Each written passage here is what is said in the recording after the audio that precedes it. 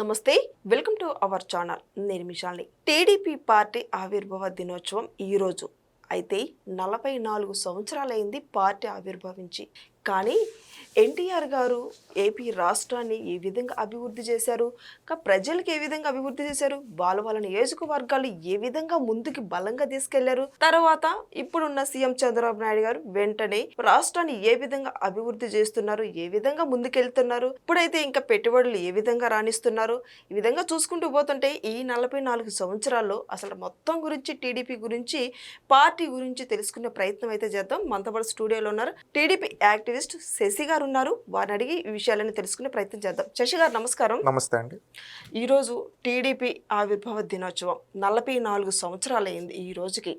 కానీ అప్పుడు ఎన్టీఆర్ గారు ఏ విధంగా పార్టీని బలంగా ముందుకు తీసుకెళ్లారు, ఇప్పుడు సీఎం చంద్రబాబు నాయుడు గారు ఏ విధంగా ముందుకు తీసుకెళ్తున్నారు, అసలు ఫస్ట్ ఎన్టీఆర్ గారి నుంచి స్టార్ట్ చేస్తే మీరు ఏం చెప్తారు? ఒకటి, తెలుగుదేశం పార్టీ అనేది ఈ తెలుగు జాతి కోసం, ఈ తెలుగు జాతి ప్రయోజనాల కోసం పుట్టిన పార్టీ, తెలుగు వాళ్లకు ఆత్మ గౌరవాన్ని ఇవ్వడానికి పుట్టిన పార్టీ తెలుగుదేశం పార్టీ.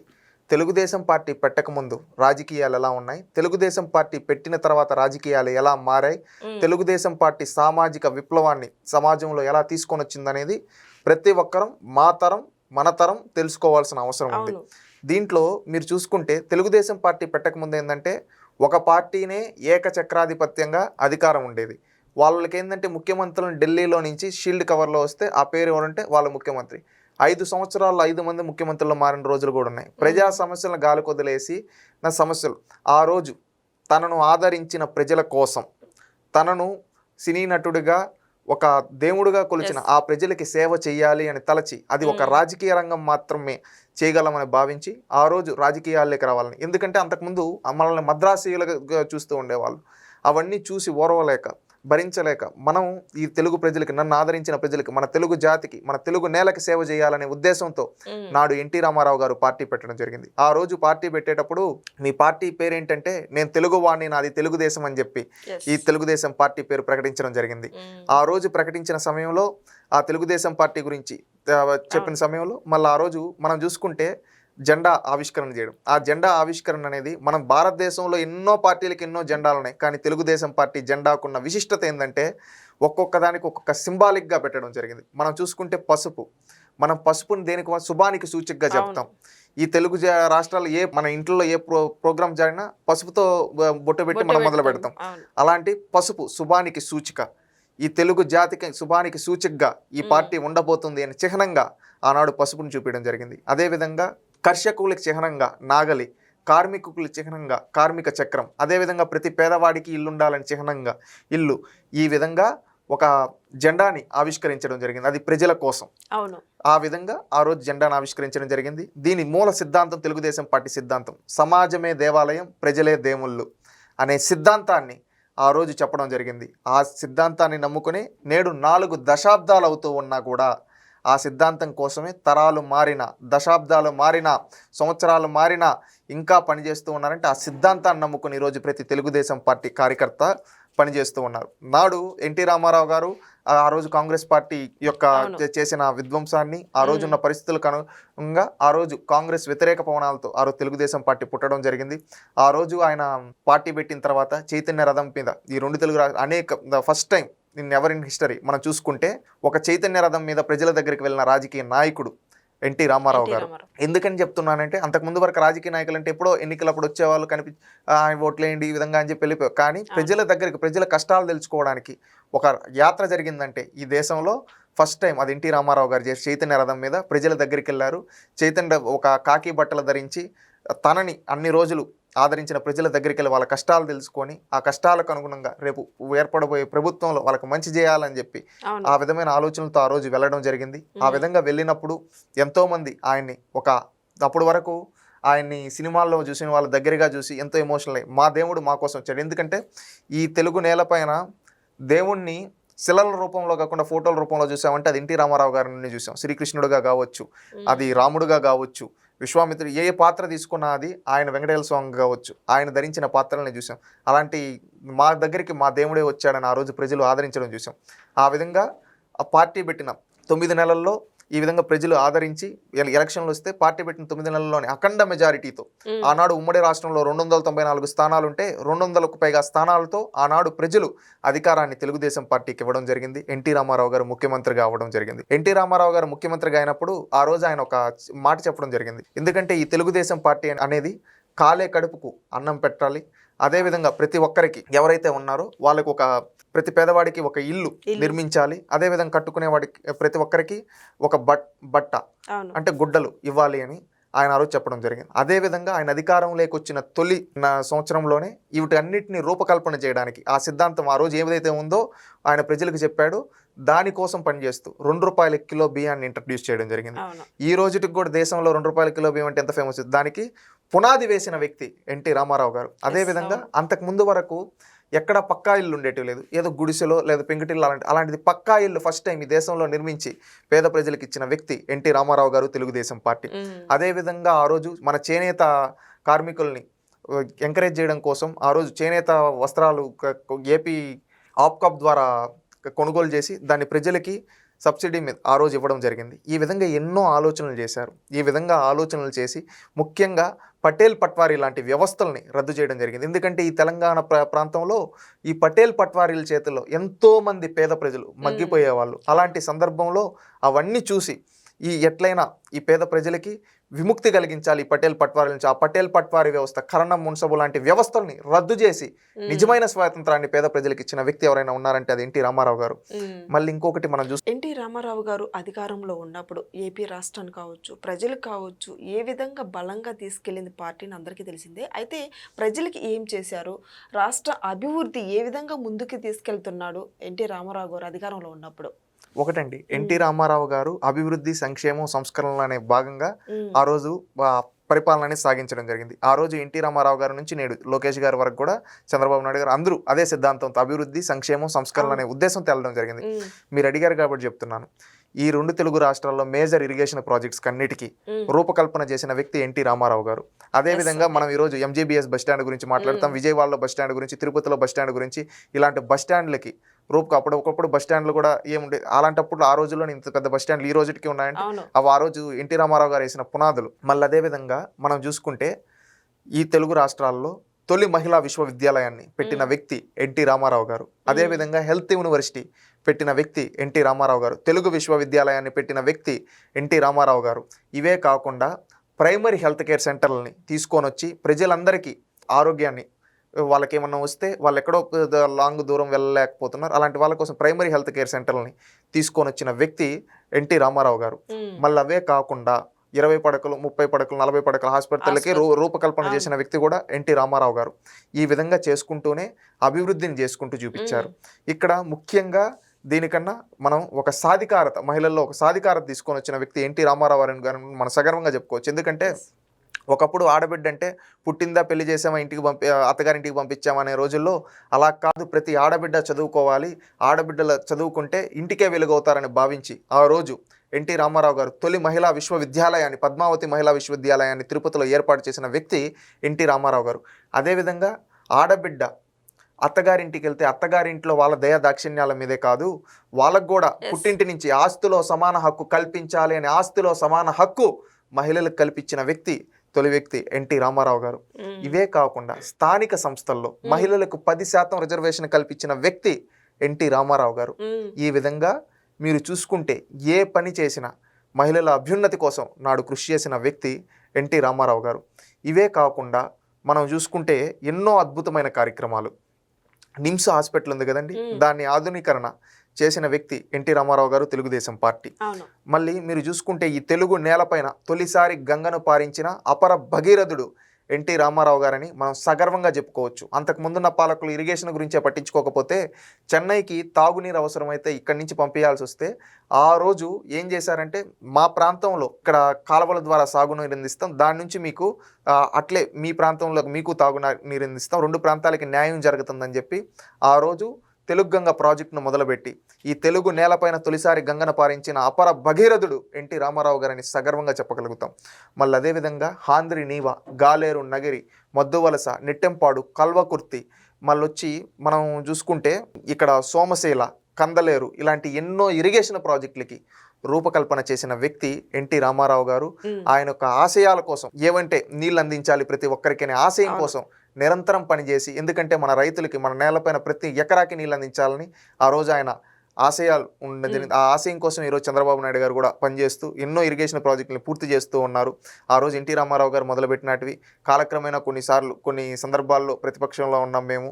అప్పుడు ఉన్న పాలకులు నిర్లక్ష్యం వల్ల కొంచెం వెనుకబాటుతారనుకున్న మళ్ళీ తెలుగుదేశం పార్టీ అధికారులు ప్రతిసారి ఆ ప్రాజెక్టుని ఫుల్ఫిల్ చేయాలని చెప్పి ఈ రోజు వరకు పనిచేసి ఆంధ్రని ఆఖరి మెట్టు కుప్పం వరకు నీళ్లు తీసుకొని వెళ్ళగలిగినట్టు ఆ రోజు ఎన్టీ రామారావు గారు పునాది వేయడం జరిగింది. దాన్ని చంద్రబాబు నాయుడు గారు పూర్తి చేయడం జరిగింది. ఈ విధంగా ఎన్నో వినూత్నమైన ఆలోచనలు చేశారు. ప్రతి మారుమూల ప్రాంతానికి నీళ్లు అందించాలని ఆ రోజు ఎన్టీ రామారావు గారు. ఇవే కాకుండా మనం చూసుకుంటే ఎన్టీ రామారావు గారు ఒక మానవతావాది అని చెప్పుకోవచ్చు, ఒక అంబేద్కరిస్ట్ అని చెప్పుకోవచ్చు. అంబేద్కరిస్ట్ అని నేను ఎందుకంటానంటే అండి, అంబేద్కర్ గారికి భారతరత్న రావడానికి నేషనల్ ఫ్రంట్ కన్వీనర్గా ఆ రోజు ఎన్టీ రామారావు గారు కృషి చేయడం జరిగింది. అదేవిధంగా బాబు జగ్జీవన్ రామ్ గారి జన్మదినాన్ని ప్రభుత్వ సెలవు దినంగా ప్రకటించి, అదేవిధంగా హైదరాబాద్లో బాబు జగ్జీవన్ రామ్ గారి విగ్రహాన్ని ఏర్పాటు చేయడంలో కావచ్చు. మనం హైదరాబాద్లో ఇంకొకటి మనం చూసుకుంటే ట్యాంక్ బండ్ ఉంటుంది. ట్యాంక్ బండ్ పైన ఎంతో మంది మన చరిత్రకారులు మన రేపు భవిష్యత్ తరాలకు తెలియాలని విగ్రహాలు పెట్టియడం కావచ్చు. బుద్ధుడి విగ్రహం ఉంటుంది హుస్సేన్ సాగర్లో. ఆ హుస్సేన్ సాగర్లో ఆ బుద్ధుడి విగ్రహాన్ని కూడా బుద్ధ పౌర్ణమి రోజు ఏర్పాటు చేసిన వ్యక్తి ఎన్టీ రామారావు గారు. హైదరాబాద్ డెవలప్మెంట్ కోసం కుతుబ్ షా డెవలప్మెంట్ అథారిటీ ఏర్పాటు చేసిన వ్యక్తి ఎన్టీ రామారావు గారు. అంతకు ముందు వరకు ఏంటంటే హైదరాబాద్లో కర్ఫ్యూ విధానం ఉండేది. ఎప్పుడన్నా ఈ మత ఘర్షణలు, ఆ కర్ఫ్యూ విధానం లేకుండా మత సామరస్యాన్ని పెంచి కర్ఫ్యూని లేకుండా చేసిన వ్యక్తి ఎన్టీ రామారావు గారు. ఈ విధంగా ఎన్నో ఆలోచనలు చేశారు. మారుమూల ప్రాంతంలో ప్రతి పేదవాడికి న్యాయం చెయ్యాలి అనే ఒక ఆశయం కోసం, ఏదైతే సమాజమే దేవాలయం ప్రజలే దేవుళ్ళు అనే సిద్ధాంతం కోసం నిరంతరం తన చివరి రక్త బొట్టు వరకు పనిచేసిన వ్యక్తి ఎన్టీ రామారావు గారని నేను సగర్వంగా చెప్పగలను. ఈ విధంగా ఎన్టీ రామారావు గారు ఒక అభివృద్ధి, ఒక సంక్షేమం, ఒక సంస్కరణలు తీసుకొని వచ్చి ఎన్నో మంది అంతకు ముందు వరకు రాజకీయ నాయకులంటే ఎక్కడో భవనాల్లో ఉండేవాళ్ళు. అలాంటి భవనాల్లో ఉండేవాళ్ళు కాదు, ప్రజలందరికీ దగ్గరగా ఉండే నాయకుల్ని ఎన్నుకునే విధంగా తయారు చేశారు. ఎన్నుకునే విధంగా అంటే మీరు అడగచ్చు, అంతకుముందు వాళ్ళని కూడా ఎన్నుకున్నారు కదా అని. కానీ ఒక సామాన్య కుటుంబాల నుంచి వచ్చిన వాళ్ళని, ఎలాంటి రాజకీయ చరిత్ర లేని వాళ్ళని, చదువుకున్న విద్యావంతుల్ని, డాక్టర్లని, ఇంజనీర్లని, అదేవిధంగా లాయర్లని, ఇలాంటి వాళ్ళని తీసుకొని వచ్చి గ్రాడ్యుయేట్లని, పోస్ట్ గ్రాడ్యుయేట్లని ఎమ్మెల్యే టికెట్లు ఇచ్చారు. బడుగు బలహీన వర్గాలకు సంబంధించి వాళ్ళు ఆ తర్వాత ఎమ్మెల్యేలుగా ఎన్నికై ప్రజలకు సేవ చేయడం జరిగింది కావచ్చు.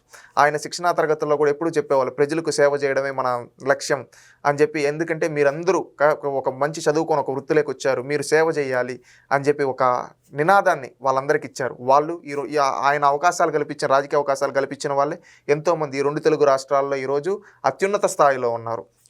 మనం చూసుకుంటే కేసీఆర్ గారికి ఎమ్మెల్యే టికెట్ ఇచ్చింది ఎన్టీ రామారావు గారే. మనం ఖమ్మంలో తీసుకుంటే తుమ్మల నాగేశ్వరరావు గారికి ఎన్టీ రామారావు గారే. ఈ విధంగా చెప్పుకుంటూ పోతే శ్రీకాకుళంలో ఎర్రంనాయుడు గారికి ఎన్టీ రామారావు గారి, అయ్యన్న పాత్రుడు గారికి ఎర్రంనాయుడు గారి, తలసాని శ్రీనివాస్ యాదవ్కి ఎన్టీ రామారావు గారి, పరిటాల రవీంద్ర గారికి ఎన్టీ రామారావు గారి, కోడెల శివప్రసాద్ గారికి ఎన్టీ రామారావు గారి. ఈ విధంగా చెప్పుకుంటూ పోతే లిస్టు గాలి ముద్దుకృష్ణనాయుడు చిత్తూరు జిల్లాలో, ఆయనకి ఎన్టీ రామారావు గారి, బొజ్జల గోపాలకృష్ణారెడ్డి గారు, ఆయనకి ఎన్టీ రామారావు గారు. ఈ విధంగా ఎంతోమంది నాయకుల్ని మనం ఈరోజు రాజకీయ కురువృద్ధులుగా రాజకీయాలను శాసించిన నాయకుల్ని మనం చెప్పుకుంటే అలాంటి వాళ్ళందరికీ అవకాశాలు తీసుకొని వచ్చి వాళ్ళని అత్యున్నత స్థానంలో కూర్చోబెట్టి వాళ్ళకి రాజకీయ భిక్ష పెట్టింది ఎవరంటే ఎన్టీ రామారావు గారు. ఈ విధంగా ఒక సామాన్యులకు కూడా ఒక రాజకీయ అవకాశాలు కల్పించి రాజకీయ చైతన్యం కలిగించారు. అప్పటి వరకు రాజకీయాలు అంటే వరకు కొంతమందిగా పరిమితం అనుకునే రోజుల్లో సామాన్యులకు కూడా అర్థమయ్యే విధంగా రాజకీయాలు చేసి ఈ తెలుగు నేలపైన ఒక రాజకీయ విప్లవం, ఒక సామాజిక విప్లవం తీసుకొని వచ్చిన పార్టీ తెలుగుదేశం పార్టీ, ఎన్టీ రామారావు గారని సగర్వంగా చెప్పగలం. అదేవిధంగా నాయకత్వం అనేది బడుగు బలహీన వర్గాల్లో పెరగాలి అని చెప్పి మనం చూసుకుంటే బీసీలకు 20% రిజర్వేషన్ కల్పించారు. బీసీలు అనే వాళ్ళు వృత్తి పనులు మాత్రమే కాదు, వాళ్ళు రాజకీయాలు కూడా చేయగలరు. వాళ్ళు ఒక నాయకత్వం బిల్డ్ చేయాలి. పై స్థాయిలోనే కాదు, కింది స్థాయి నుంచి బిల్డ్ అవ్వాలని బీసీలకి 20% రిజర్వేషన్ స్థానిక సంస్థల్లో కల్పించారు. ఆ విధంగా కల్పించి ఎంతో మంది బీసీ నాయకత్వాన్ని పైకి తీసుకొని వచ్చారు. మనం చూసుకుంటే ఎన్టీ రామారావు గారి గొప్పతనం ఏంటంటే, ఒకప్పుడు దళితులని ఊర్లకు కూడా రానిచ్చే పరిస్థితులు లేదు. కానీ అలాంటి పరిస్థితుల్లో ఒక దళిత ఆడబిడ్డని, ఇంగ్లాండ్ నుంచి రాణిగారు వస్తే ఆ ఇంగ్లాండ్ రాణిగారి పక్కన ఒక దళిత ఆడబిడ్డ ప్రతిభా భారతి గారిని ఆ రోజు కూర్చోబెట్టడం జరిగింది. ఆ విధంగా ప్రతి ఒక్కరికి, అన్ని వర్గాల వాళ్ళకి అవకాశాలు కల్పించి వాళ్ళు ఉండడానికి ఆ రోజు కృషి చేసిన వ్యక్తి ఎన్టీ రామారావు. గిరిజనుల అభివృద్ధి కోసం కావచ్చు, దళితుల అభ్యున్నతి కోసం కావచ్చు, ఇలా ఎంతో కృషి చేసి వాళ్ళ జీవన ప్రమాణాలు మారాలి అని అనుకున్న వ్యక్తి ఎన్టీ రామారావు గారు. తెలుగుదేశం పార్టీ ఈ విధంగా చేసింది. ఇది నేటి తరం ప్రతి ఒక్కరూ తెలుసుకోవాల్సిన బాధ్యత ఉంది. ఎందుకంటే ఎన్టీ రామారావు గారు అంటే ఏదో నార్మల్గా ఒక సినిమాల నుంచి వచ్చారు హీరోగా ప్రజలకు ఇవి చేశారంటే అవి ఇందెప్తగా వెళ్తే మన చుట్టుపక్కల ఎంతోమంది తలరాతలను మార్చే విధమైన నాయకత్వాన్ని అందించారు. మన జీవన ప్రమాణాలు మెరుగయ్యే విధంగా ఆయన పునాదులు వేశారు. ఆయన అందించిన పథకాలే ఒక 4 దశాబ్దాల తర్వాత దేశానికి దిక్కయ్యాయి. అలాంటి పథకాలు ఆస్తిలో సమాన హక్కు కావచ్చు, మనం చేసుకుంటే ₹2 కిలో బియ్యం కావచ్చు, ఇవన్నీ ఆ రోజు ఎన్టీ రామారావు గారు ఆలోచనలు. కానీ తర్వాత దేశంలో ఇంప్లిమెంట్ అయ్యి పక్కా ఇల్లు కావచ్చు, ఇలాంటివన్నీ ఆ రోజు ఆయన వేసిన పునాదులే. ఆయన వేసిన పునాదుల వల్ల ఈరోజు దేశంలో ఎన్నో ప్రాజెక్టులు ఈరోజు ఆయన యొక్క పునాదుల ద్వారా ఆ తర్వాత అవి అంచెలంచెలుగా పెరిగి ఈరోజు దేశం మొత్తం ఇంప్లిమెంట్ అవుతున్నాయి. దానికి మూల కారణం ఎన్టీ రామారావు గారు, తెలుగుదేశం పార్టీ. సంక్షేమానికి పుట్టినిల్లు తెలుగుదేశం పార్టీ అనడానికి ఇవి కొన్ని ఉదాహరణలు. ఇవే కాకుండా ఆనాడు కాంగ్రెస్ పార్టీ నుంచి ఒక ఎగ్జాంపుల్ చెప్పాలి. ఎన్టీ రామారావు గారి గొప్పతనం ఎలాంటిదంటే, ఆనాడు ఎన్టీ రామారావు గారు ముఖ్యమంత్రిగా ఉన్నప్పుడు 1984 రూపంలో ఒక సంక్షోభం వచ్చింది. ఒక నాదెండ్ల భాస్కర్ రావు అనే ఒక వ్యక్తితో ఆ రోజు కాంగ్రెస్ పార్టీ కుమ్మక్కి దించేసింది. ఆ రోజు ఇందిరాగాంధీ గారు ప్రధానమంత్రిగా ఉన్నారు. ఈ రాష్ట్రం నుంచి ఆ రోజు పివి నరసింహారావు గారు కూడా కేంద్ర మంత్రిగా ఉన్నారు. పెన్నేటి వెంకట సుబ్బయ్య అని ఒక ఆయన, నంద్యాల, ఈ విధంగా కొంతమంది ఉన్నారు. కానీ ఆయన దించడానికి వీళ్ళందరూ కుట్రలు పడినారని తెలిసినా మళ్ళీ భవిష్యత్తులో 1991లో కాంగ్రెస్ పార్టీ నుంచి పివి నరసింహారావు గారికి ప్రధానమంత్రి అవకాశం వచ్చింది.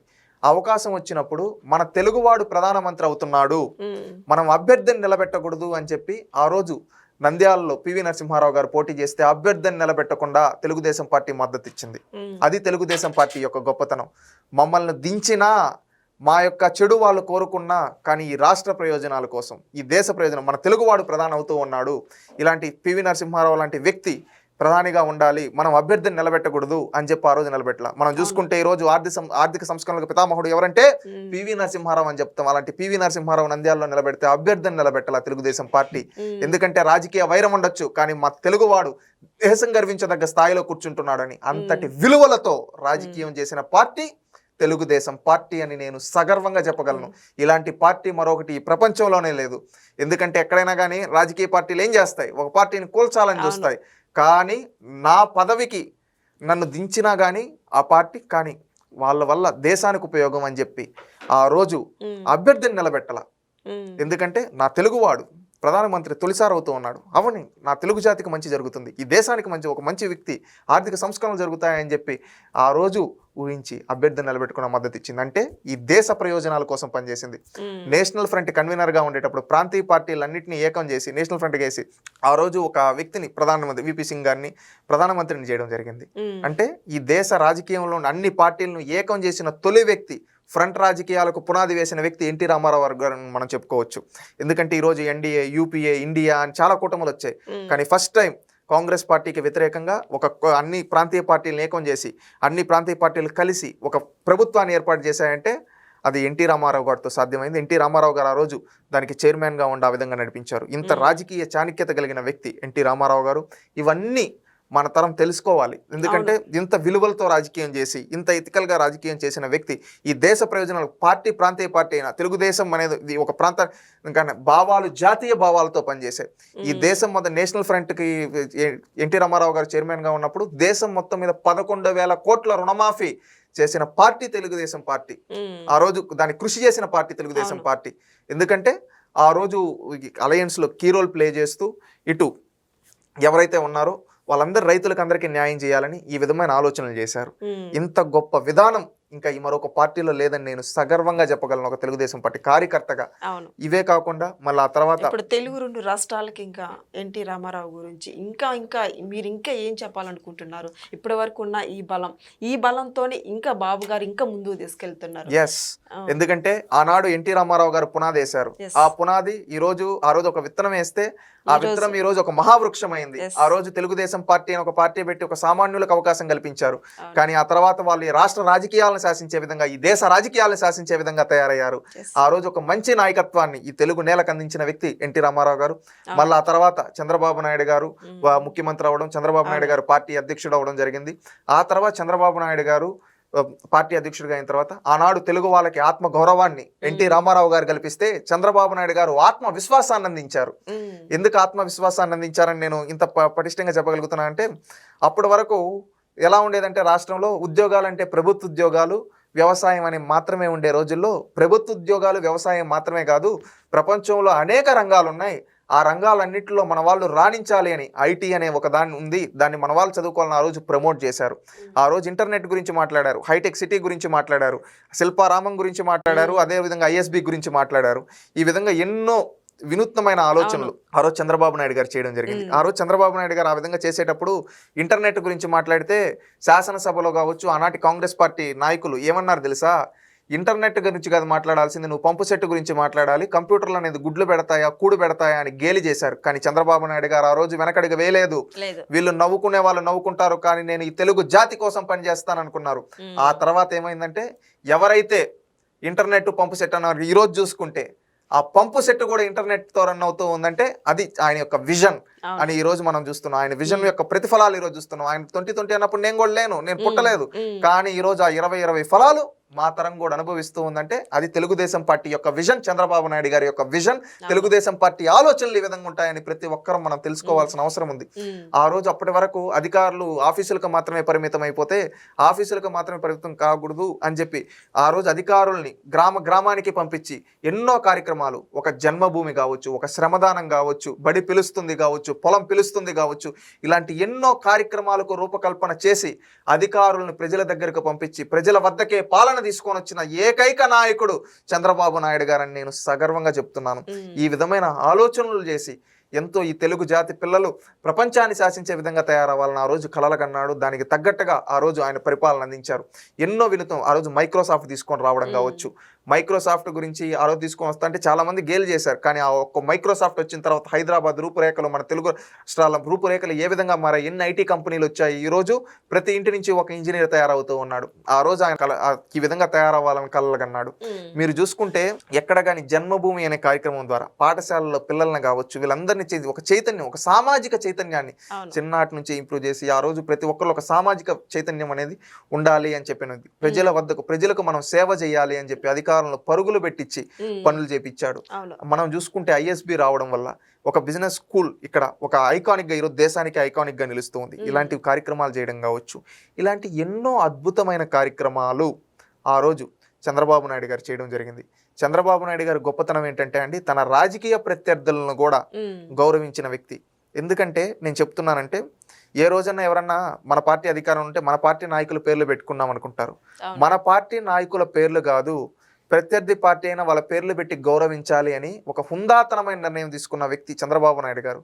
ఎందుకంటే ఆ రోజు కేబీఆర్ పార్క్ కాసు బ్రహ్మానంద రెడ్డి గారు పేరు పెట్టారు. ఆయన కాంగ్రెస్ పార్టీ ముఖ్యమంత్రి. మర్రి చెన్నారెడ్డి హెచ్ఆర్డీఏ పెట్టారు. మర్రి చెన్నారెడ్డి గారు కాంగ్రెస్ పార్టీ ముఖ్యమంత్రి.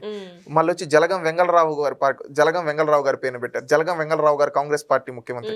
కృష్ణకాంత్ గారు మన రాష్ట్రానికి ఆయన గవర్నర్ గా ఉండడం జరిగింది. ఆ తర్వాత ఉపరాష్ట్రపతిగా చేసి చనిపోవడం జరిగింది. ఆయన పేరు పైన కృష్ణకాంత్ పార్క్ అని పెట్టారు. ఈ విధంగా ఒక వినూత్నమైన ఆలోచనలు మీరు చూసుకుంటే ఆయన ఎంత విధంగా అంటే ప్రత్యర్థి పార్టీ నేతల పేర్లు ఎవరు పెట్టరు. మనం అధికారంలో ఉంటే మన వాళ్ళ పేర్లు పెట్టుకున్నాం. కానీ ప్రత్యర్థి పార్టీల పేర్లు పెట్టి రాజకీయాలకి ఎంతో హుందాతనంగా రాజకీయాలు చేస్తాడో చంద్రబాబు నాయుడు గారు, ఇది చూసి ప్రతి ఒక్కరు గుర్తు చేసుకోవాల్సిన బాధ్యత ఉంది. ఆనాడు ఎన్టీ రామారావు గారు రాష్ట్రానికి ప్రజలు కావచ్చు, అంటే మధ్యతరగతి వాళ్ళకి కావచ్చు, ఏ విధంగా ఉపయోగపడ్డారో, ఏ విధంగా సంక్షేమ పథకాలు ఇచ్చుకుంటూ వచ్చారో సేమ్ వాళ్ళు తరతరాలుగా ఇప్పుడు వస్తున్న ఎన్టీఆర్ ఇప్పుడు తెలుగుదేశం పార్టీలో ఇప్పుడు సీఎం చంద్రబాబు నాయుడు గారు ఇంకా ఎగస్ట్రా అంటే కొత్త పథకాలు ఏం అమలు చేశారు, ఇంకా రాష్ట్రాన్ని ఏ విధంగా అభివృద్ధి చేశారంటే ప్రజలకు మీరేం చెప్తారు? ఒకటి ఇప్పుడు చెప్పినటితో పాటు ఆ రోజు డ్వాక్రాని ప్రమోట్ చేయడం జరిగింది. ఎందుకంటే ఆ రోజు స్వయం సహాయక సంఘాలు దేశం మొత్తం మీద ఉంటే ఆ దేశం మొత్తం మీద ఉండే సగం ఆంధ్రప్రదేశ్ రాష్ట్రంలోనే ఉండేది, ఉమ్మడి ఆంధ్రప్రదేశ్లో. ఆ విధంగా డ్వాక్రా మహిళల్లో ఒక సామాజిక విప్లవం రావాలి, వాళ్ళు ఏదైనా సాధించగలరు అని చెప్పి డ్వాక్రాలో ద్వారా అందరినీ ప్రతి మహిళల్ని జాయిన్ అవ్వమని చెప్పి వాళ్ళు ఒక విప్లవాన్ని తీసుకొని వచ్చారు. ఈ విధంగా ఆనాడు ఎన్టీ రామారావు గారు చదువుకోమని చెప్పి వాళ్ళకి ఆస్తుల్లో సమాన హక్కు కల్పించి స్థానిక సంస్థల్లో రిజర్వేషన్ కల్పించి ఈ విధంగా కల్పిస్తే చంద్రబాబు నాయుడు గారు మహిళలకి కాలేజీల్లో అదేవిధంగా ఉద్యోగాల్లో 33% రిజర్వేషన్ కల్పించారు. ఆ విధంగా 33% రిజర్వేషన్ కల్పించడం వల్ల ఎంతో మంది చదువుకొని ఒక ఉన్నత స్థాయిలో వాళ్ళ కుటుంబాలు వీళ్ళు నిలవడం జరిగింది. ఈరోజు వాళ్ళు ప్రభుత్వం ద్వారా లబ్ధి పొందడం జరిగింది. ఇలా చేసుకుంటూ వెళ్ళారు. ఇవి మాత్రమే కాకుండా మనం అన్నట్టు ఆయన ఒక పథకాలు అనేది కాకుండా చంద్రబాబు నాయుడు గారి ఆలోచనలు ఎలా ఉంటాయంటే మనం చేపలు పట్టిస్తే ఈరోజు తింటారు, చేపలు వేటాడడం నేర్పియాలి, వేటాడడం నేర్పిస్తే వాడు ప్రతిరోజు పట్టుకొని తినగలుగుతాడు అనే ఒక వినూత్నమైన ఆలోచన. ఎందుకంటే ఎవరినైనా కానీ ఒక ఎంపవర్ చేయాలి అనే ఆలోచనలతో ఆయన ముందుకెళ్ళడం జరిగింది అవును. చంద్రబాబు నాయుడు గారు. ఇప్పుడు నేను చెప్పాను ఐటీ గురించి. ఆ రోజు ఐటీ గురించి మాట్లాడేటప్పుడు హైటెక్ సిటీ గురించి మాట్లాడుకునేటప్పుడు నీ సొంత కులం కోసం చేసుకుంటుండవా, నీ వర్గం వాళ్ళు రియల్ ఎస్టేట్ కోసం చేసుకున్నావా అని విమర్శించారు. కానీ ఈ రోజు అక్కడికి వెళితే అదే హైటెక్ సిటీ దగ్గర 5 గంటలకు 6 గంటలు ఎన్ని వర్గాల వాళ్ళు, ఎన్ని ప్రాంతాల వాళ్ళు ఉన్నారు. అక్కడ వాళ్ళకు కులం లేదు, వాళ్ళ కులం ఒకే ఒక కులం, వాళ్ళది ఏంటంటే వాళ్ళు పనిచేసే కులం, అంతే కదా. అవును. ఈరోజు ఎంతో మంది లబ్ధి పొందారు. అంటే ఆయన ఆలోచనలు ఎలా ఉంటాయంటే రేపటి తరాల కోసం ఉంటాయి. ఈ రోజు నా కోసమో, నా కుటుంబం కోసం, నా కోసమో, నా వ్యక్తిగత స్వార్థాలు కాదు. ఈ రాష్ట్రం బాగుండాలి, ప్రజలు బాగుండాలి, ప్రజలకు మంచి చేయాలి, ప్రజలకు సేవ చేయాలి అనే ఆలోచనలతో వాళ్ళు ముందుకెళ్లారు. అవును. ఆ విధంగా ముందుకెళ్లే నిరంతరం పని చేశారు. ఆ విధంగా నిరంతరం పని చేయడం వల్ల ఈరోజు తెలుగుదేశం పార్టీ ముందుకెళ్తూ ఉంది. ఎందుకంటే ఆ రోజు అభివృద్ధి ఆయన వేసిన పునాదులు ఈరోజు మహా వృక్షాలయ్యాయి. ఈరోజు హైదరాబాద్ చుట్టుపక్కల మనం చూస్తూ ఉన్న అభివృద్ధి ఆ రోజు ఆయన వేసిన పునాదే. ఆ రోజు ఫ్లైఓవర్ల ఆలోచన కావచ్చు, ఆ తర్వాత ఎంఎంటీఎస్ ఆలోచన కావచ్చు, ఇంటర్నేషనల్ ఎయిర్పోర్ట్ ఆలోచన కావచ్చు, ఔటర్ రింగ్ రోడ్ ఆలోచన కావచ్చు, వీటన్నిటి వెనకాల చంద్రబాబు నాయుడు గారు ఉన్నారు. అదేవిధంగా ప్రతి ఒక్కరు చదువుకోవాలి అని ఒక చదువుల పండగ అనే ఒక ప్రోగ్రాం పెట్టడం కావచ్చు. ఈ చదువుల పండగ ప్రోగ్రాం గురించి నేను ఎందుకు చెప్తున్నానంటే, ఒకప్పుడు మన రాష్ట్రంలో లిటరసీ రేట్ ఎంత ఉండేది, ఆఫ్టర్ 1995 లిటరసీ రేట్ ఎలా పెరిగింది, దానికి కారణం చంద్రబాబు నాయుడు గారు.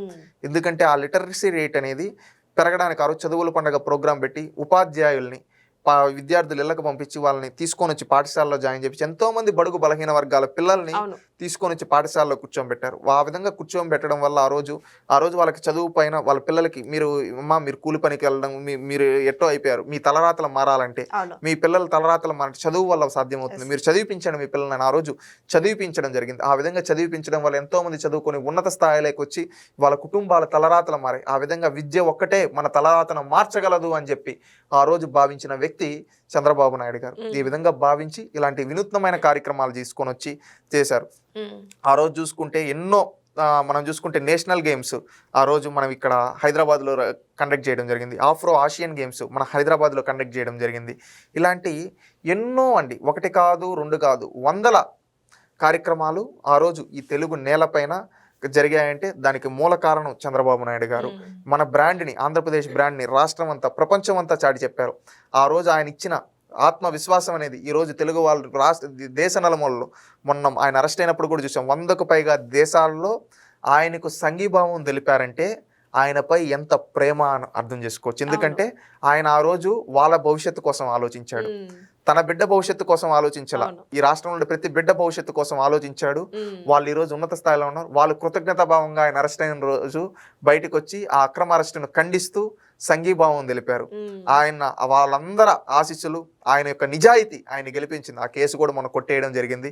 అంటే ఒక వ్యక్తి నిజాయితీగా ప్రజల కోసం పనిచేస్తే ప్రజలు ఏ విధంగా ఆదరిస్తారో చంద్రబాబు నాయుడు గారు ఉదాహరణ. ఒక నిజాయితీగా రాజకీయాలు చేస్తే ప్రజలకి ఎన్నేళ్ళైనా కానీ నిటారుగా నిలబడి రాజకీయం చేయొచ్చనే దానికి ఉదాహరణ చంద్రబాబు నాయుడు గారు. ఈ విధంగా ఆ రోజు ఆలోచనలు చేయడం జరిగింది. ఇంకొకటి ఏంటంటే, ఆ విధంగా ఆలోచనలు చేయడమే కాకుండా 2004 ఆ సమయంలో తెలుగుదేశం పార్టీ ఆనాడు ప్రతిపక్షంలో ఉండటం జరిగింది. ప్రతిపక్షంలో ఉన్నప్పుడు ఆనాడు పాలకపక్షంలో ఉన్న కొంతమంది రాజకీయ నాయకులు 200 మంది పైన మా తెలుగుదేశం పార్టీ కార్యకర్తలను చంపేస్తే ఆ రోజు వాళ్ళ పిల్లలకి మీరు కత్తి పట్టండి, మీ నాయన్ని చంపినోని చంపండి అని చెప్పాల. వాళ్ళ ఇంట్లో ఆడవాళ్ళని రెచ్చగొట్టి రాజకీయం చేయాలనుకోవాలా, రాష్ట్రాన్ని ఏదో వల్లకాడు చేయాలనుకోవాలా. ఆయన ఏమనుకున్నాడు తెలుసా, కత్తి పట్టినోడు కత్తితోనే పోతాడు, ఇప్పుడు వరకు వాళ్ళ కత్తి పట్టి మిమ్మల్ని చంపుండొచ్చు, మీరు ఇంతటితో వదిలేద్దాం, ఈరోజు మీ పిల్లల్ని నాకు అప్పగించండి, నేను వాళ్ళని ప్రయోజకులను చేస్తా. వాళ్ళని ప్రయోజకులను చేసి ఈరోజు ఎవరైతే మీ పైన కక్ష సాధన చేశారో వాళ్ళు కూడా అసూయపడేలాగా ఉన్నత స్థానంలో మీ పిల్లల్ని కూర్చోబెడతా అని ఆ రోజు ఆ పగా ప్రతీకారాలకు పులి స్టాప్ పెట్టి వాళ్ళ పిల్లల్ని దూరంగా తీసుకొని హైదరాబాద్లో గండిపేటలో అక్కడ పాఠశాలలో పెట్టి వాళ్ళని చదివిపించి ఉన్నత విద్యావంతులు చేశారు. వాళ్ళు ఈరోజు డాక్టర్లుగా, లాయర్లుగా, ఇంజనీర్లుగా ఈ విధంగా చదువుకున్నారు. అంటే ఒక నాయకుడు ఆలోచన చూడండి. నేనేదో వాళ్ళ శవాలను అడ్డు పెట్టుకొని రాజకీయం చేయాలనుకోలే, వాళ్ళ ఇది ఇంతటితో జరిగింది, ఇది బాధాకరమైన విషయం. కానీ వీళ్ళ పిల్లలు ఆ విధంగా అయిపోకూడదు, వాళ్ళ తలరాతలు మారాలి, వాళ్ళ కుటుంబాలు మారాలి, వాళ్ళు దాని నుంచి బయటికి రావాలని ఆలోచన చేసిన నాయకుడు చంద్రబాబు నాయుడు. ఇంత గొప్ప క్యారెక్టర్ ఉన్న నాయకుడు. ఎందుకంటే ఆయన లోకేష్ గారు కూడా చెప్తూ ఉంటారు, చిన్నప్పుడు నాతో కూడా సమయం కేటాయించలేదు, కానీ గండిపేటకి వెళ్ళి స్కూల్ పిల్లలతో ప్రతి వారం కేటాయించేవాళ్ళు వాళ్ళకి. ఎందుకంటే వాళ్ళు ఆ ఫ్యాక్షన్ నుంచి బయట రావాలి, వాళ్ళ తలరాతలు మారాలి, ఫ్యాక్షన్కి ఫుల్ స్టాప్ పడాలి. ఎందుకంటే వాళ్ళు చదువుకొని ఉన్నత స్థానంలోకి వచ్చి వాళ్ళకు 10 మందికి సహాయం చేసే స్థానంలో ఉండాలి అని చెప్పి ఆలోచించారండి. ఈ విధమైన ఆలోచనలు చేసిన వ్యక్తి చంద్రబాబు నాయుడు గారు, తెలుగుదేశం పార్టీ. ఇట్లా తరతరాలుగా వస్తున్న ఇప్పుడు ఎన్టీఆర్ గారు పార్టీ బాగా బలోపేతం చేసుకుని ముందుకు బలంగా వెళ్తుంది. దాని తర్వాత బాబు గారు, ఇప్పుడు ఆ తర్వాత ఇప్పుడు ప్రజలందరూ కోరుకుంటుంది లోకేష్ గారు సీఎం అవ్వాలని. లోకేష్ గారు ఖచ్చితంగా ఆంధ్రప్రదేశ్ రాష్ట్రానికి ముఖ్యమంత్రి అవుతారు ఖచ్చితంగా. ఎందుకంటే లోకేష్ గారి గురించి చెప్పేటప్పుడు ఏంటంటే ఒక భావోద్వేగం అనేది ఉంటుంది వాళ్ళందరిలో. కార్యకర్తల కోసం పనిచేసిన నాయకుడు. నారా లోకేష్ గారిని ఒక వారసుడిగా మేము ఎప్పుడు చూడలేదు. కార్యకర్తల మండలను గెలిచి నాయకుడిగా ఎదిగిన వ్యక్తి లోకేష్. ఎందుకంటే మొదటి నుంచి ఆయన ఎప్పుడు కానీ ఆయన ఆలోచనలు ఎలా ఉంటాయంటే ప్రతి ఒక్కరికి మంచి చేయాలి అనే ఆలోచన. ఆయన పార్టీలోకి వచ్చిన తొలినాళ్ళల్లోనే కార్యకర్తల సంక్షేమం గురించి ఆలోచించాడు. భారతదేశంలో ఏ రాజకీయ పార్టీ కల్పీలేని విధంగా కార్యకర్తలకు ఇన్సూరెన్స్ తీసుకొని వచ్చారు. కార్యకర్తల కోసం సంక్షేమ నిధి ఏర్పాటు చేశారు తన మొదటి ప్రస్థానంలోనే. అంటే ఆయన మన పార్టీ కోసం ఇంత కష్టపడుతున్నారు కార్యకర్తలు, వాళ్ళకి మన నుంచి ఒక భరోసా ఇవ్వాలి. వాళ్ళకి ఏదైనా ప్రమాదంలో ఏమైనా జరిగితే వాళ్ళ కుటుంబాలకు మనం అండగా నిలబడాలి, వాళ్ళకి ఆదుకునేటట్టు మనం ఉండాలి, మన కోసం వాళ్ళ జీవితాల త్యాగం, వాళ్ళ ఆస్తులు పోగొట్టుకో, అలాంటి కార్యకర్తలకు నేను అండగా ఉండాలి అని కార్యకర్తల సంక్షేమానికి చూసుకుంటూ కార్యకర్తలకు అండగా నిలబడుతూ వచ్చాడు. అందుకని నేను కార్యకర్తల మనసులు గెలిచి నాయకుడు అయ్యాడన్న. ఏదో ఎన్టీ రామారావు గారు మనవడుగాను, చంద్రబాబు నాయుడు గారు కొడుకుగాను కాదు. కార్యకర్తల మంచి గోరి, కార్యకర్తల కోసం ఇన్సూరెన్స్ తీసుకొని, కార్యకర్తలకు సంక్షేమ నిధి తీసుకొని వచ్చారు. కార్యకర్తలను ఇంకా అభ్యున్నతిలోకి తీసి కార్యకర్తలను ఆంటర్‌ప్రెన్యూర్లుగా తయారు చేయాలన్న ఆలోచన చేశారు. కార్యకర్తలని 2019 నుంచి 24 వరకు రాష్ట్రంలో ఒక విధ్వంస పాలన నడిస్తే ఆ 2019 నుంచి 24 వరకు కార్యకర్తలకు పైన అక్రమ కేసులు పెట్టి కార్యకర్తలను వేధిస్తూ ఉంటే ఆ రోజు కార్యకర్తలకి అండగా నిలబడిన వ్యక్తి, ఏకైక వ్యక్తి లోకేష్. మనతో అధికారం ఉండేటప్పుడు అందరూ ఉంటారు, కానీ మనం కష్టకాలంలో ఉండేటప్పుడు ఎవరు నిలబడతారో వాళ్ళే నిజమైన మన ఆప్తులు అంటారు కదా. ఆ విధంగా కార్యకర్తలు కష్టాలలో ఉండేటప్పుడు, కార్యకర్తలు బాధల్లో ఉండేటప్పుడు కార్యకర్తలకు అండగా నిలబడ్డాడు. కార్యకర్తలపైన అక్రమ కేసులు పెడితే వాళ్ళని బయటికి తీసుకొని వచ్చే వరకు తాను పోరాడాడు. కొంతమంది కార్యకర్తలను చంపేస్తే వాళ్ళ పిల్లలను తాను దత్తత తీసుకొని తన పిల్లవాడిని ఏ విధంగా చదివిస్తున్నాడో ఆ విధంగా చదివించి ప్రయోజకులను చేస్తా అని మాటిచ్చాడు.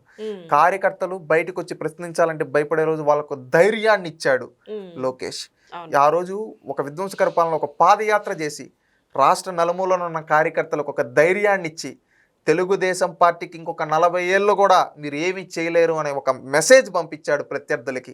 అది లోకేష్. ఎందుకంటే నా 151 వచ్చే నాకు తిరుగులేదు అనుకున్న వ్యక్తిని ప్రతిపక్షం కూడా లేకుండా కూర్చోబెట్టాడు. తన పాదయాత్రతో, తన యువగలం పాదయాత్రతో, తన శంకారావం యాత్రలతో ప్రత్యపక్షం కూడా లేకుండా ప్రత్యర్థులను కూర్చోబెట్టిన వ్యక్తి లోకేష్. కార్యకర్తల మన్నలను పొందిన వ్యక్తి లోకేష్. కార్యకర్తలకి నేడు అధికారంలో ఏ కష్టం వచ్చినా నేనున్నా అంటూ కార్యకర్తలు పడే ప్రతి కష్టం, ప్రతి ఒక్క పని ఒక ట్రాన్స్పరెన్సీ విధానంలో వెళ్ళాలని చేస్తున్న వ్యక్తి లోకేష్. నేను ఈ విధంగా చెప్తున్నాను, ఇలాంటి నాయకుడు. ఎందుకంటే వారసుడు కాదు, ప్రజల మనసులు, కార్యకర్తల మనసులు గెలిచిన నాయకుడు. ఆ రోజు ఎన్టీ రామారావు గారి తర్వాత చంద్రబాబు నాయుడు గారు లీడ్ చేయాలని కార్యకర్తలు కోరుకున్నారు. ఈ రోజు అదే కార్యకర్తలు లోకేష్ గారు లీడ్ చేయాలని కోరుకుంటున్నారు. ఎందుకంటే మంచి మనసున్న వ్యక్తి. ఆ రోజు పంచాయతీరాజ్ మినిస్టర్గా 2017 నుంచి ఐటీ మంత్రిగా కావచ్చు, ఆ రోజు రాజధాని లేని రాష్ట్రానికి అనేక ఐటీ కంపెనీలు తీసుకొని వచ్చి మంగళగిరిలో కావచ్చు, వైజాగ్లో కావచ్చు ఐటీ కంపెనీలు తీసుకొని వచ్చాడు. పంచాయతీరాజ్ మంత్రిగా ఆ రోజు రూరల్ డెవలప్మెంట్ కోసం ఎంతోమంది తాగునీరు సమస్యలకు పరిష్కారానికి చెక్ పెట్టాడు. అదేవిధంగా అనేక సీసీ రోడ్లు వేయించి ఎన్నో 100కు పైగా అవార్డులు నాడు ఆయన చేసిన శాఖలకు పొందడం జరిగింది. నేడు విద్యాశాఖ మంత్రిగా, ఐటీ శాఖ మంత్రిగా, ఆర్టీజీఎస్ మంత్రిగా నిరంతరం ప్రజలకు చేస్తూ భారతదేశంలో ఏ రాజకీయ నాయకుడు లేని విధంగా కనెక్టివిటీ ఈరోజు ప్రజలతో ఉంది. 100కు పైగా ప్రజా దర్బార్లు ఈరోజు నిర్వహించారంటే అది లోకేష్ గారు. నిరంతరం ప్రజలతో ఉంటూ ఏ సమస్య వచ్చినా నాకు సమస్య ఉందన్నా అంటే నేను పరిష్కారం చూపిస్తా అంటూ కార్యకర్తలకి, ప్రజలకి ఒక భరోసా ఇచ్చాడు. ఎప్పుడైనా కానీ ప్రజలకు భరోసా ఇచ్చే వ్యక్తే నాయకుడు అవుతాడు. ఆ నాయకుడు ఈరోజు లోకేష్. నేను సగర్వంగా చెప్పగలను, తెలుగుదేశం పార్టీ భవిష్యత్తు పదిలంగా ఉంది. ఇంకొక 40 ఏళ్ళు తెలుగుదేశం పార్టీని ఎవరు, లోకేష్ రూపంలో ఒక మంచి నాయకత్వం ఈరోజు తెలుగుదేశం పార్టీకి ఉంది. లోకేష్ గారి నాయకత్వంలో మేమందరం పనిచేస్తాం, గర్వంగా ఫీల్ అవుతున్నాం. ఎందుకంటే ఒక మహిళలను గౌరవించడంలో కావచ్చు, అదేవిధంగా ఒక మహిళలను పార్టీలో ఎంకరేజ్ చేయడంలో కావచ్చు, యువతను ఎంకరేజ్ చేయడంలో కావచ్చు, సీనియర్లను గౌరవించడంలో కావచ్చు, అన్నిట్లో లోకేష్ గారు దిట్ట. ఎందుకంటే నాడు తాతకు తగ్గ మనవడుగా, తండ్రికి తగ్గ తనయుడుగా నేడు తెలుగుదేశం పార్టీలో యువ రక్తాన్ని నింపుతూ, యువ రక్తాన్ని ప్రోత్సహిస్తూ ఈరోజు ముందుకెళ్తున్న వ్యక్తి లోకేష్ గారు. ఇలాంటి పార్టీ శాశ్వతంగా ఉండాలి, ఈ తెలుగు జాతి ప్రయోజనాల కోసం పనిచేస్తుంది ఈ పార్టీ అని నేను సగర్వంగా చెప్పగలను. శశి గారు, లాస్ట్ అండ్ ఫైనల్గా ఒక క్వశ్చన్. ఇప్పుడు తెలుగుదేశం పార్టీ ఆవిర్భావ దినోత్సవం ఈ రోజుకి 44 సంవత్సరాలైంది. అయితే ఇక ఈ తెలుగు 2 రాష్ట్రాలకి ఏం చెప్పాలనుకుంటున్నారు ఇంకా ఫైనల్గా? ఒకటండి, విలువలతో పనిచేసిన పార్టీ, ఎస్, సమాజమే దేవాలయం, ప్రజలే దేవుళ్ళు అనే సిద్ధాంతాన్ని నమ్ముకుని పనిచేసిన పార్టీ. 4 దశాబ్దాలుగా 3 తరాలుగా నిరంతరం ప్రజల కోసం నిలబడ్డాం. అది అధికారం కావచ్చు, ప్రతిపక్షం కావచ్చు, ప్రజాపక్షమై నిలిచాం. తెలుగు వాళ్ళకి ఎక్కడ కష్టం ఉందన్నా అది ఉత్తరాఖండ్ వరదలు కావచ్చు, లేదా విదేశాల్లో ఎక్కడైనా తెలుగు వాళ్ళు సమస్యలు పడుతున్నప్పుడు కావచ్చు, లేకపోతే ఇంకొక రాష్ట్రాల్లో ఎక్కడన్నా తెలుగు వాళ్ళకి హక్కులకి ఏమైనా భంగం కలిగినప్పుడు కావచ్చు, ముందుండి పోరాడిన పార్టీ తెలుగుదేశం పార్టీ. విలువలతో రాజకీయం చేశాం. ఒక రాజకీయ పార్టీ ఏమనుకుంటుంది, మిగతా పార్టీ కూలగొట్టాలి, పడగొట్టాలి, కానీ మా రాజకీయ ప్రత్యర్థులకు కూడా గౌరవం కల్పించాం. మేము అధికారంలో ఉండేటప్పుడు మేము చేసిన పనులకి మా రాజకీయ ప్రత్యర్థుల పేర్లు పెట్టాం. ఏ రాజకీయ పార్టీ బహుశా భారతదేశంలో ఇలాంటి ఆలోచన కూడా చేయదు, కానీ తెలుగుదేశం పార్టీ రాజకీయ ప్రత్యర్థులు, మరి చెన్నారెడ్డి గారిది, కాసు బ్రహ్మానందరెడ్డి గారిది, జలగం వెంగళరావు గారిది, కృష్ణకాంత్, ఇలాంటి వాళ్ళ వ్యక్తుల పేర్లు పెట్టాం. అదేవిధంగా మమ్మల్ని కూల్చాలనుకున్న వ్యక్తులకు కూడా అవకాశం వచ్చినప్పుడు ఈ తెలుగు జాతి ప్రయోజనాల కోసం వాళ్ళు అత్యున్నత స్థానంలో ఉండాలి, ఈ జాతి ప్రయోజనాలు ముఖ్యమని వాళ్ళకు కూడా మద్దతు ఇచ్చాం. అదేవిధంగా దేశ రాజకీయాలను శాసించే స్థాయిలో ఉన్న ఏ రోజు కానీ అహంకారం ప్రదర్శించలేదు, పదవుల కోసం పాకులాడలేదు. ఈ దేశ ప్రయోజనాలు ముఖ్యమని, ఈ దేశంకు ఒక మంచి పాలసీలు అవసరమని మా వంతుగా కృషి చేశాం. అదేవిధంగా ఈ తెలుగు జాతి అభివృద్ధి కోసమే పనిచేశాం. ఈ పక్క ఆదిలాబాద్ కాడ నుంచి మొదలు పెడితే ఆ పక్క శ్రీకాకుళం నుంచి, ఈ పక్క నెల్లూరు నుంచి ఇటు కర్నూలు, అనంతపురం వరకు, ఈ చిత్తూరు వరకు ఏ మూల తీసుకున్నా ఈ తెలుగు రాష్ట్రాలలో తెలుగుదేశం పార్టీ చేసిన అభివృద్ధి, సంక్షేమ కార్యక్రమాలు, సంస్కరణలు కనబడతాయి. మన ఊరిలో ఉండే ఇంకుడు గుంత కావచ్చు, చెక్ డ్యామ్ కావచ్చు, అంగన్వాడీ కావచ్చు, ప్రాథమిక పాఠశాల కావచ్చు, అక్కడి నుంచి మొదలు పెడితే ప్రైమరీ హెల్త్ కేర్ సెంటర్ కావచ్చు, అక్కడి నుంచి మొదలు పెడితే అక్కడ ఉన్న రోడ్లు కావచ్చు, వాటర్ ట్యాంకులు కావచ్చు, అక్కడి నుంచి మొదలు పెడితే రాష్ట్ర రాజధానిలో ఉండే సెక్రటరియేట్ వరకు కావచ్చు, హాస్పిటల్లో కావచ్చు, మనం ఐకానిక్గా చెప్పుకునే ప్లేసెస్ వరకు కావచ్చు, అన్నిట్లో తెలుగుదేశం పార్టీ పాత్ర ఉంది. ఇది ప్రతి ఒక్కరు గుర్తు. ఈ విధంగా అభివృద్ధి, సంక్షేమ, సంస్కరణలు చేసిన ఏకైక పార్టీ ఏదన్నా ఉందా అంటే ఈ దేశంలో ఒక తెలుగుదేశం పార్టీ మాత్రమే. అది ప్రతి ఒక్కరూ గుర్తుపెట్టుకోవాలి. ఎందుకంటే నేను ఒక యువకుడిగా ఈ యువతనందరినీ పిలుపునిస్తున్నాను. తెలుగుదేశం పిలుస్తుంది, రా కదలరా అని ఆనాడు ఎన్టీ రామారావు గారు అన్నారు. ఆ పిలుపుతో ఎంతోమంది యువత ఆ రోజు వచ్చి రాజకీయాల్లో అవకాశాలు పొందడం జరిగింది. ఆ తర్వాత ఎన్నో పదవులు అధిరోహించి 2 తెలుగు రాష్ట్రాల రాజకీయాలను శాసించే స్థాయిలో నిలబడ్డారు. ఈరోజు కొత్త యువత కూడా రండి, కదలిరండి, తెలుగుదేశం పిలుస్తుంది, తెలుగుదేశం పార్టీలో చేరి ఈ తెలుగు రాష్ట్రాల అభివృద్ధి కోసం పనిచేద్దాం. ఎందుకంటే అవకాశాలు సామాన్యులకు కూడా అవకాశాలు ఎక్కడన్నా దక్కుతాయంటే అది ఒక తెలుగుదేశం పార్టీలో మాత్రమే. ఒక కార్యకర్త కూడా ఎంపీ అవ్వగలడన్నా, ఒక కార్యకర్త కూడా ఎమ్మెల్సీ, ఎమ్మెల్యే అవ్వగలడన్నా అది ఒక తెలుగుదేశం పార్టీలో మాత్రమే సాధ్యం. కార్యకర్తే అధినేత అనే ఒక నినాదంతో ఈ రోజుటి వరకు తెలుగుదేశం పార్టీ పనిచేస్తూ ఉంది. లోకేష్ గారు అదే అంటారు, కార్యకర్త అధినేత, కార్యకర్తలు మనల్ని పొందినవాడే అధినేత అన్నట్టు. ఎందుకంటే ఈ పార్టీకి కార్యకర్తల బలం. అందుకని ప్రతి ఒక్కరూ ఆలోచించి యువత రండి, యువరక్తం లోకేష్ గారితో కలిసి పనిచేద్దాం. ఎందుకంటే ఇలాంటి నాయకుడు, ఉన్నత విద్యావంతుడు, ఈ రాష్ట్రంకి సేవ చేయడానికి తన వంతుగా సాయం చేస్తూ ఒక ఎన్నో వినూత్నమైన మార్పులు ఆయనతో కలిసి పనిచేద్దాం. ఈ రాష్ట్ర అభివృద్ధికి, ఈ తెలుగు రాష్ట్రాల అభివృద్ధికి, దేశ అభివృద్ధికి మనందరం భాగస్వామ్యం అవుతాం. ఎందుకంటే ఈరోజు నేను, మీరు ఎవరూ శాశ్వతం కాదు, ఈ రాష్ట్రం శాశ్వతం. ఆ రోజు ఎన్టీ రామారావు గారు మొదలుపెట్టిన 2 రూపాయల కిలో బియ్యం కావచ్చు, ఆస్తిలో సమాన హక్కు కావచ్చు, పద్మావతి మహిళా విశ్వవిద్యాలయం కావచ్చు, ఆ తర్వాత చంద్రబాబు నాయుడు గారు ఐటీ రెవల్యూషన్ కావచ్చు, ఆ రోజు తీసుకొని వచ్చిన ఐఎస్బి కావచ్చు, హైటెక్ సిటీ కావచ్చు, ఈ రోజు కడుతున్న క్వాంటమ్ వ్యాలీ కావచ్చు, ప్రతి ఒక్కటి మన భవిష్యత్ తరాల కోసం చేసింది. ఏ రోజు కానీ ఏదో ఈ రోజుకి ఈ రోజు అన్నట్టు కాదు, భవిష్యత్ తరాల కోసం ఆలోచించారు.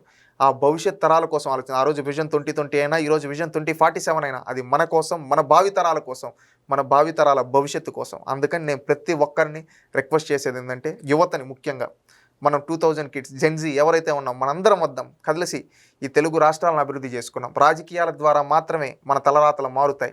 అలాంటి రాజకీయాల్లో ప్రతి ఒక్కరికి అవకాశం ఒక తెలుగుదేశం పార్టీలో మాత్రమే ఉంటుంది. ఎందుకంటే ఒక దళిత వాడల్లో ఉండే ఒక సామాన్యుల్ని కూడా తీసుకొని వచ్చి పార్లమెంట్లో లోక్సభ స్పీకర్గా కూర్చోబెట్టిన ఘనత తెలుగుదేశం పార్టీకి దక్కుతుంది.